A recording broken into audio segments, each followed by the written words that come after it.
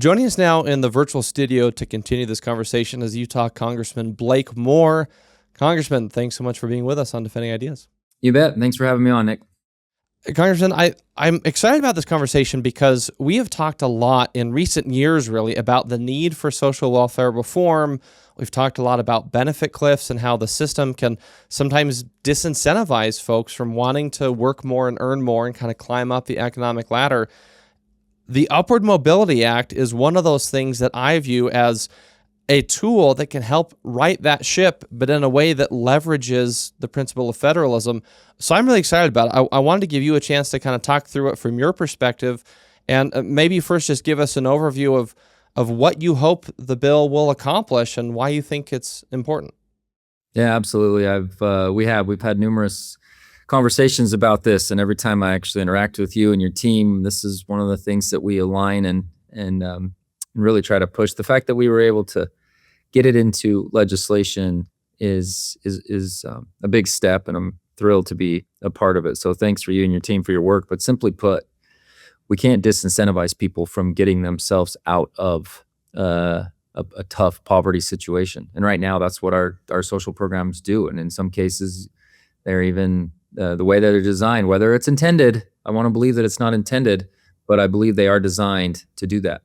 If you stabilize yourself, you start to make higher wages, you reach a point where all of a sudden the benefit that you've been getting to help stabilize yourself is cut off, so it doesn't incentivize you to make more money. It's a simple math problem, and what this bill is trying to do is flatten out that curve so we can create more self-sufficiency, allow states who are better at implementing these programs than a broad, wide federal program a little more autonomy than they currently have to be able to, get people to truly lift themselves up out of poverty. Folks on the right and the left say this is not a handout; it's a hand up, right? And they want to help people get there.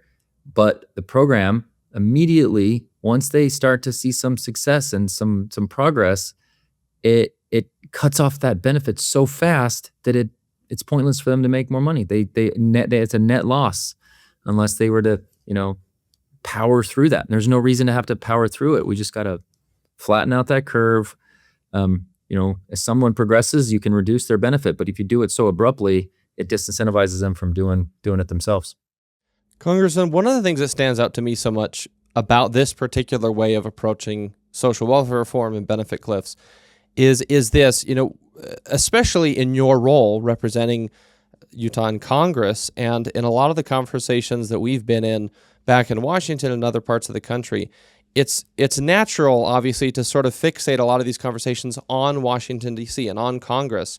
And there's a lot of policy debate and policy reports and proposals that come out asking Congress to do various things on a whole range of issues.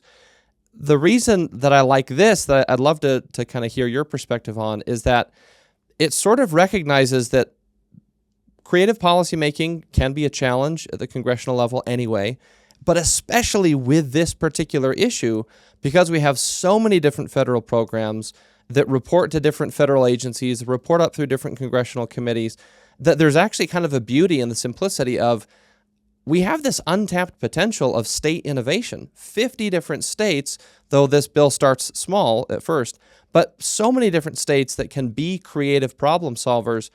We don't have to centralize this creative innovation in Washington. We can leverage the states. I view that as an asset. How do you see that impacting this debate moving forward?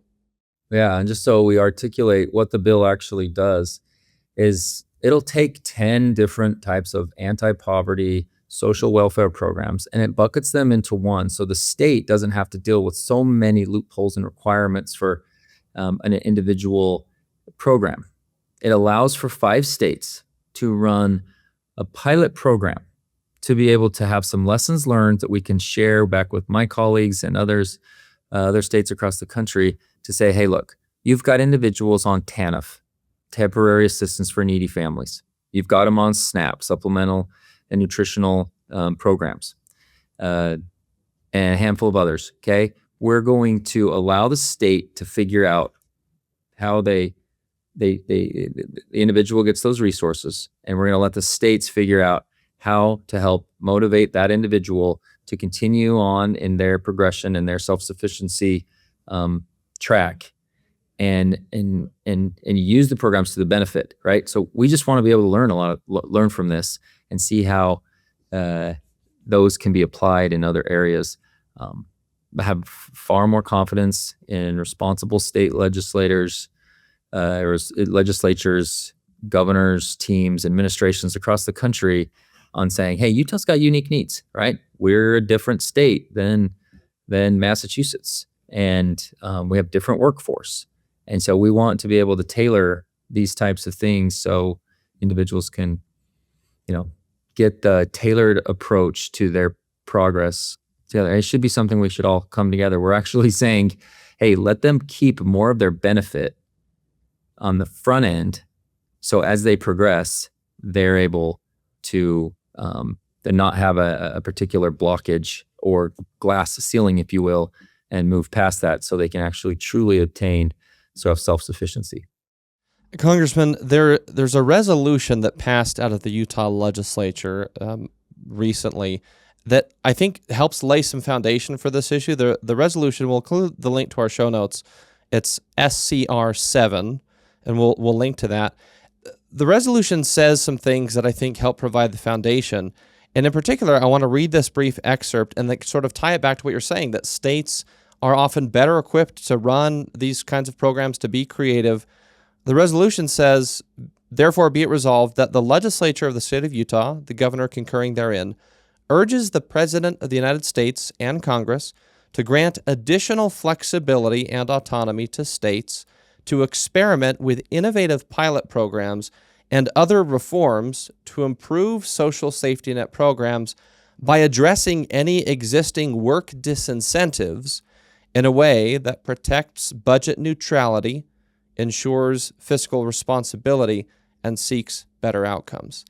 It's sort of the Utah State Legislature saying in a different way what you said, that we actually think we can gain a lot of ground on the state level by making it easier for folks to get out of poverty, because we just want to smooth their path. By and large, these are families that don't want to stay on these programs. They want to work and become self-sufficient through work. And so as you have been working on this and start talking with your colleagues about it, is that a compelling message? Is there anything else that we need to bring to the table, ideally for this to even be bipartisan? Because this is the kind of thing that I would assume could have a lot of bipartisan support. Well, I'll just respond with two simple concepts here. And I think a lot of the work that Sutherland has done is you're smart on this policy, and it's not necessarily a Utah-based policy, but because of the connection that you have to Utah and the interaction you have with Utah lawmakers, whether they be federal or state, we clearly have attention on this issue.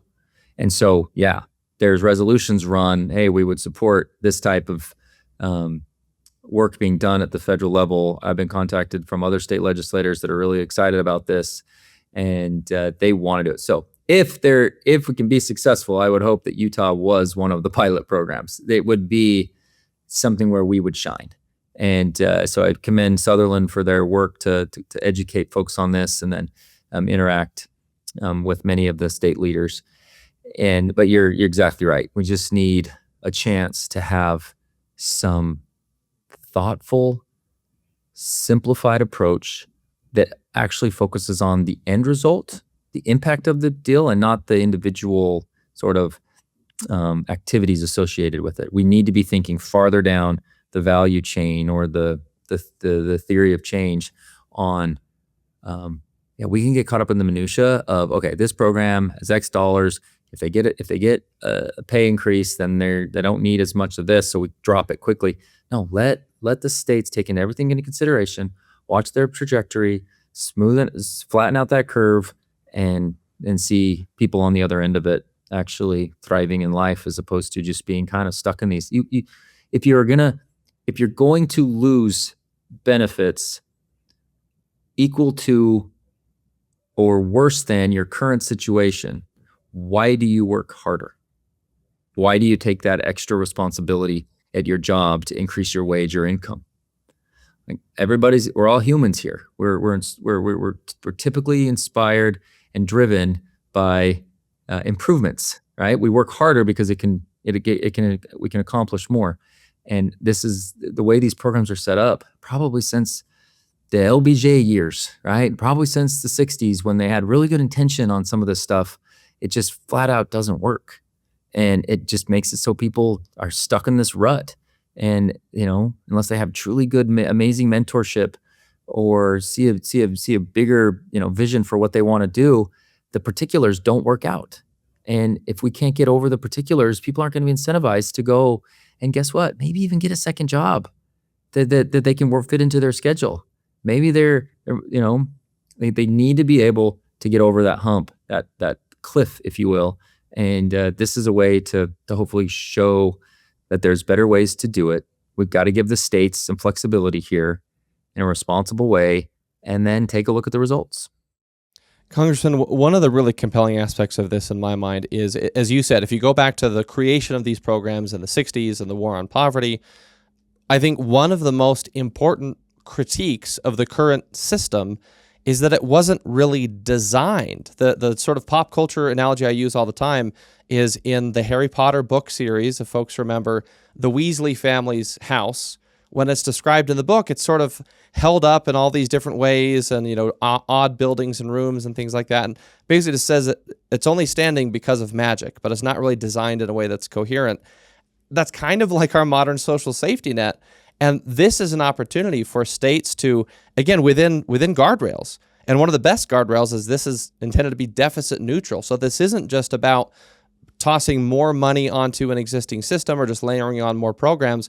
It's about better utilization of the taxpayer dollars we already have in these programs to try and come up with a better way of helping people out of poverty and back on their feet. And that's the kind of thing that I hope is compelling. And maybe to round out the conversation, maybe a last question or so for you is, if you were speaking about this issue or this bill to your colleagues in Washington, to governors around the country, to state legislators around the country, what do you see as the most compelling message for why this is necessary right now? Excellent. And thank you for not making me add another science fiction or fantasy type of example. You've met my limit of Harry Potter, but it is exactly right. Too many things are based on magic, but it's actually not magic. In our federal system, it's not magic. It's it's run on deficits. So the fact that our deficits of nearly, this year was down significantly, thankfully. So calendar year 2025 was down over $360 billion from the year over year, but we're still running north of $1.6 trillion deficits. And that's the magic that it is. We can continue to borrow and issue treasuries because we're still the safest place for an investment, but year over year deficits approaching $2 trillion, we will not have that magic, that Weasley magic, if you will, that can prop this system up. And I say this to people all the time when I'm back home and they're mad that, we would do a work requirement in Medicaid for the overall strength of Medicaid to continue on, because in 10 years, if we can't continue on and sell treasuries to investors, and this is not the preferred element of the safest investment across the world, or we lose our currency reserve, the US dollar loses the reserve status, that magic that you mentioned is no longer. The only magic we have right now is that we can issue treasuries.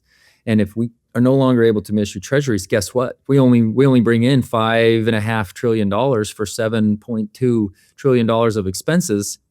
Well, what are some of the first things to go? Is it going to be Social Security or is it going to be SNAP? I can tell you right now that Congress, if they had to choose between Social Security, Medicare, Defense, and Medicaid, that SNAP and TANF would be the ones that we would be worried about. So we're able to borrow to make these programs exist. That's the urgency we have here. And so if we can't do something like make sure the programs do the intended design that actually get people out of poverty, then we can just continue to rely on this magic. So I love that definition of it. And I would literally put it into, we can continue to rely on the fortunate nature of the way we issue treasuries and be able to borrow that money year over year. But at some point that runs dry. We know that about basic economics, and we can't just continue to operate these programs when they don't achieve their intended consequences. Otherwise, they're gone. And if we can't do them smarter and get more people off of the programs the way they're intended, then that's the urgency.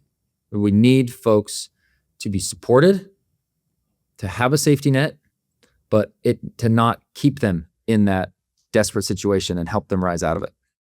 Congressman, maybe one last thought and question as we wrap up here, and I think you've captured it well, that when we approach this issue from the Sutherland Institute standpoint, it really is that the vision of the social safety net should be, we're going to help you out temporarily while we get you back on your feet into work-based self-reliance.